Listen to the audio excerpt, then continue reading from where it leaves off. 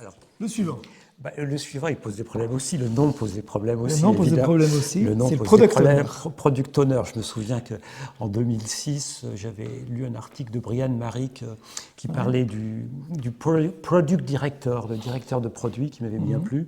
Et j'ai essayé pendant 2-3 ans quand même d'utiliser directeur de produit au lieu de product owner. Bon, j'ai fini par renoncer, mais ça allait quand même bien. Donc là, on est toujours sur les questions de comment est partagé le pouvoir dans l'équipe. Voilà.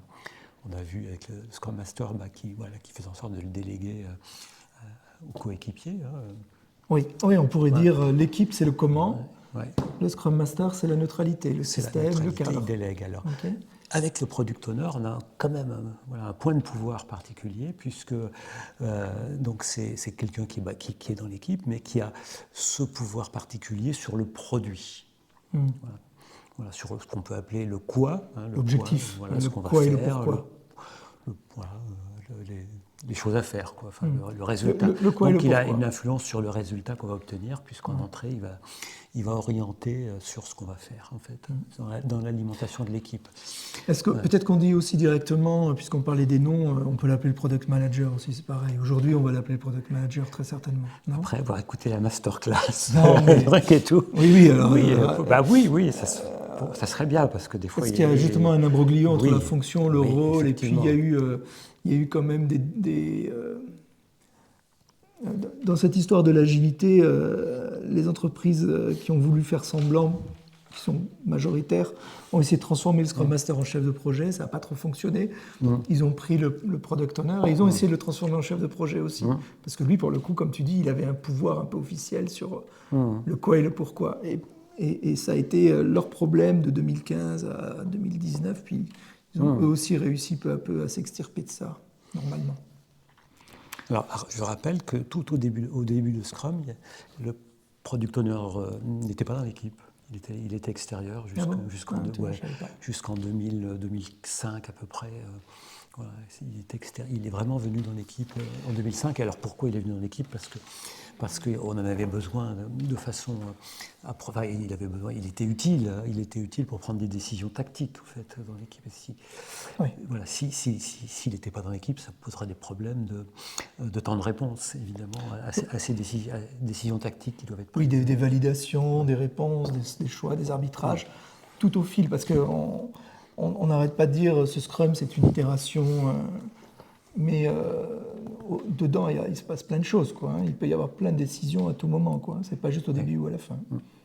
Voilà, donc on peut dire qu'il a ce pouvoir, alors qu'il peut évidemment partager, il n'est pas question. Il n'est pas souhaitable non plus qu'il décide tout seul dans son coin. C'est bien qu'il en parle à l'équipe, mais voilà. S'il y a arbitrage à faire, en tout cas, puisqu'on utilise ce mot-là, il a sur le quoi, il a ce rôle. Sur le quoi et sur la priorisation. Sur le quoi et la priorisation. Donc, dans quel ordre ?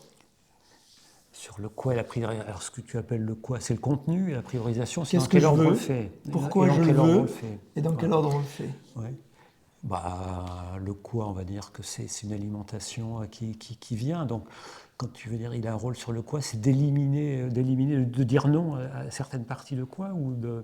Oui, ou par exemple, je le voudrais de telle façon. Il ne faut pas que ça empiète sur le comment de l'équipe, mais qu'il y ait plus un comment je le fabrique que comment.